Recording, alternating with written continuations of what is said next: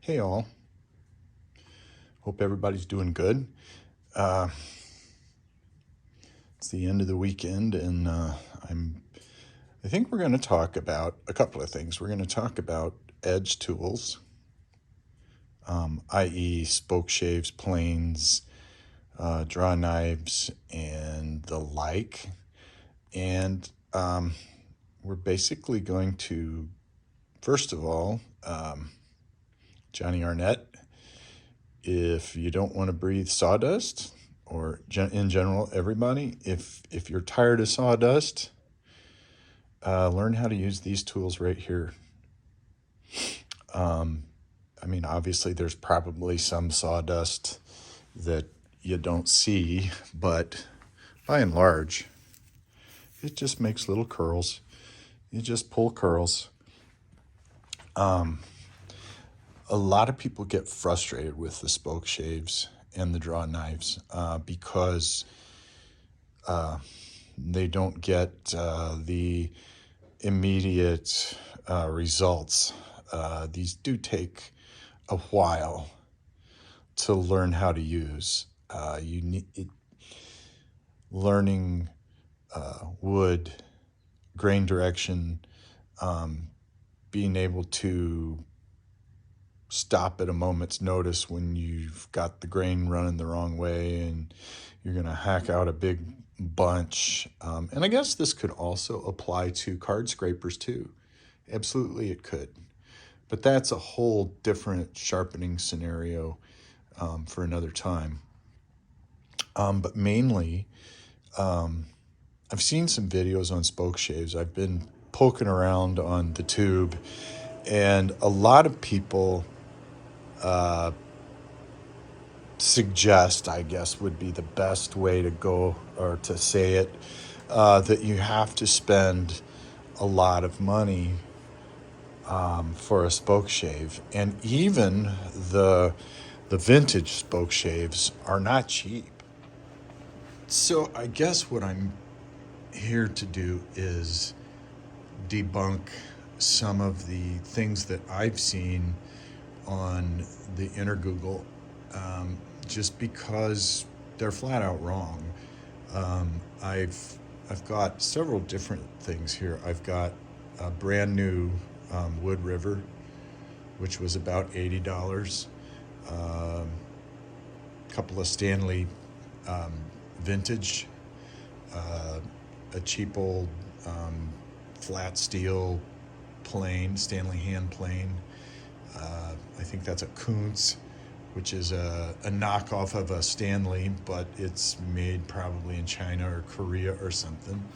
I've got an old antique, and then the higher echelon stuff, the Lee Nielsen. But I learned how to use these before I started using these, and I was kind of just luck that I got these, because these aren't made anymore. This is not a Lee Nielsen.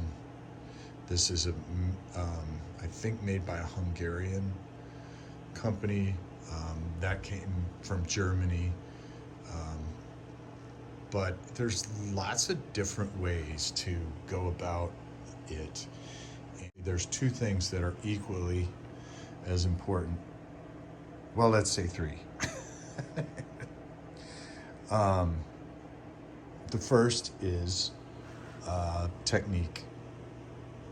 The second is experience, and then sharpening.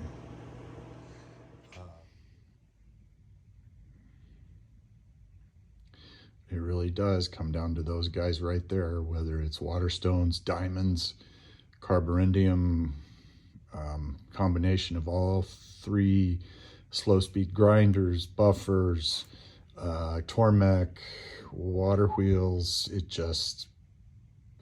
You got to get after the sharpening if you want to be able to utilize these spoke shaves to their fullest, and mainly edge tools. The degree of sharpness, and I've said this in previous videos, and I'm not going to go ape, but it doesn't matter what tool you have. You could buy something from Harbor Freight, And if you sharpen it correctly, you will get good results. Uh, Sharpening correctly is key though. Um, you'll know if you're not being productive with the tool, that means you didn't sharpen it correctly. And having the proper stuff to sharpen with is also a big thing. So it's very interconnected, and a lot of people don't want to put up with the rigmarole that you have to do um, to get these edge tools up and rolling. But once you do, they're really a joy because, again, I'm not making a lot of sawdust here. Even sandpaper, even standing over a handle with sandpaper or taking it outside with some sandpaper and sitting down with it and watching the dogs, I'm still creating a dust cloud. And so that was also the reason for the carving hatchet and the knives, and really taking a deep dive in the edge tools. But let me get the camera set up and I will show you what I'm talking about. Let's bust a few myths here, because the thing about the spoke shaves is you're taking off a very small amount of material. So it's not like the draw knife to where you can just shank off a big hunk and really get frustrated and ruin what you're doing.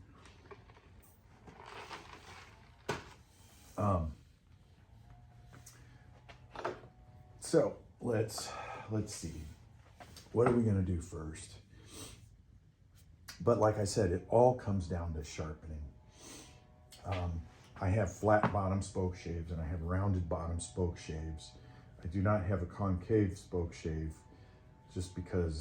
or a convex, because it's not, I don't want to deal with sharpening a convex iron and a concave iron. My irons are all straight, but the bottoms are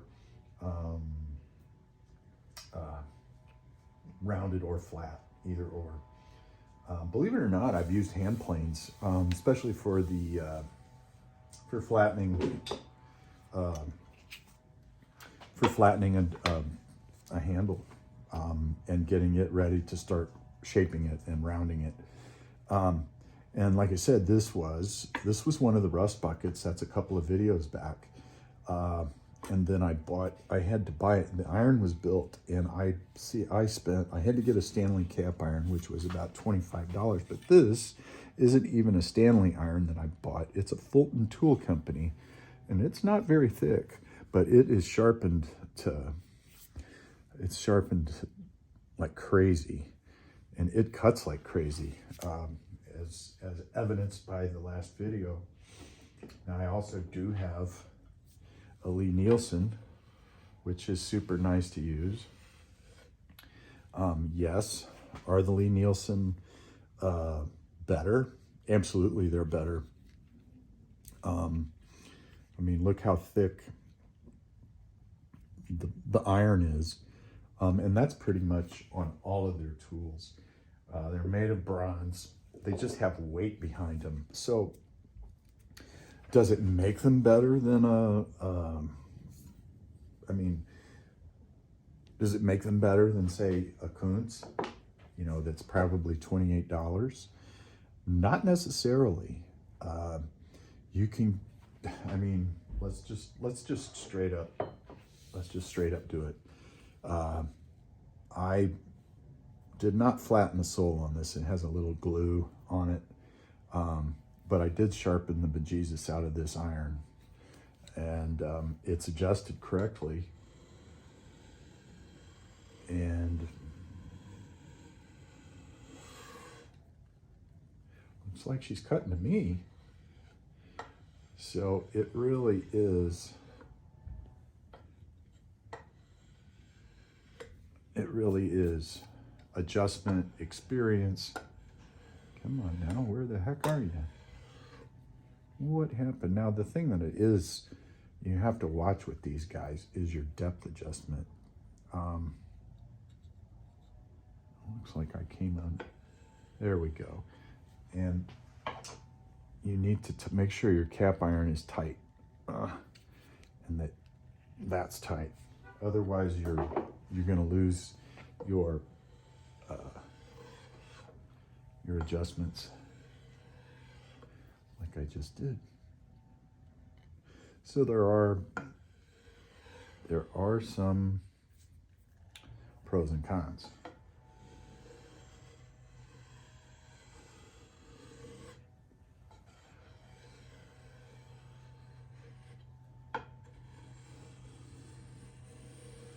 And with a spoke shave, you're going to find that sweet spot front to back.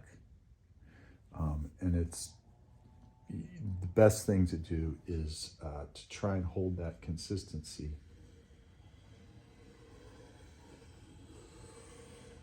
So for all the guys out there on the universe, inner Google,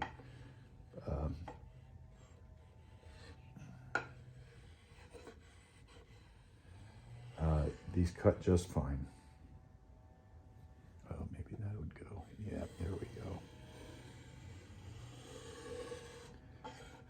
And I haven't used this very much because I tend to use, I mean, obviously if you have the higher end ones, you're going to use them, but it was just more or less a test for me to see how well they cut. And they cut pretty darn well. Now, obviously the steel in this is not going to be the same kind of steel as this, but it just means that you have to sharpen more frequently. I had the same kind of test with this guy. I was kind of blown away. I sharpened this up very carefully. It's sort of a U shape, so it's really hard to sharpen, but I got it dialed in. And so even this old thing that I got for, I think, $40 on eBay, I mean, she cuts.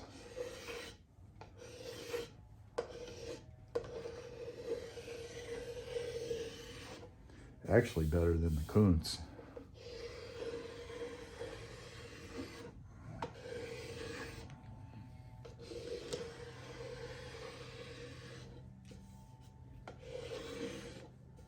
And you know, each one of these has its own function, and each one is just a little bit different than the last. I like these curved bottoms, and these curved bottoms are all different radiuses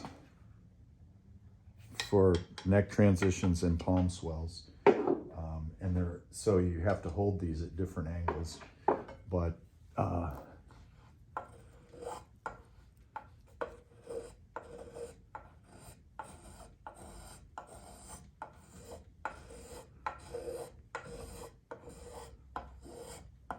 again, sharpening, sharpening, sharpening. And you get your shape just right, and you get into a certain area for symmetry, and you're like 1, 2, 3, 4, 5 strokes. Same over here.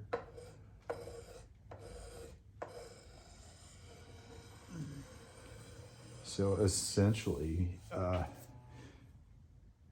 you know how automatic things are with a power tool, you should be having some degree of energy spent and response out of the tool. If you're not getting that, there's something you haven't done right.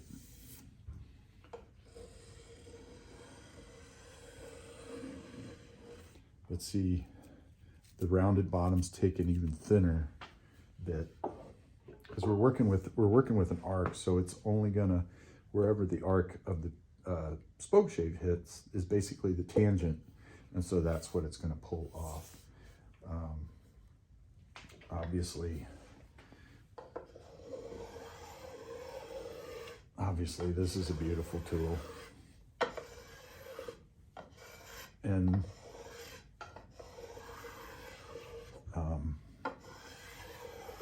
but not everybody's gonna wanna, not everybody's this into spoke shaves.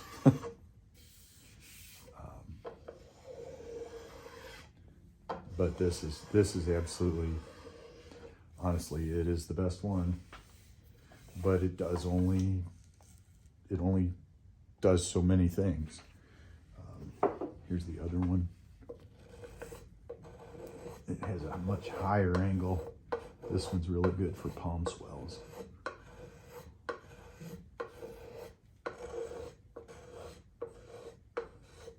So anyway, I think that pretty much covers what I wanted to cover. Just get out there with your spoke shaves and keep at it. It's not automatic, and but once you get the hang of it, it's very gratifying, and you don't make a lot of sawdust, and you can keep moving along with your axe project, and all you have to do is get a dustpan and a broom and sweep up your curls. Anyway, thanks for watching, and I'll catch you on the next one.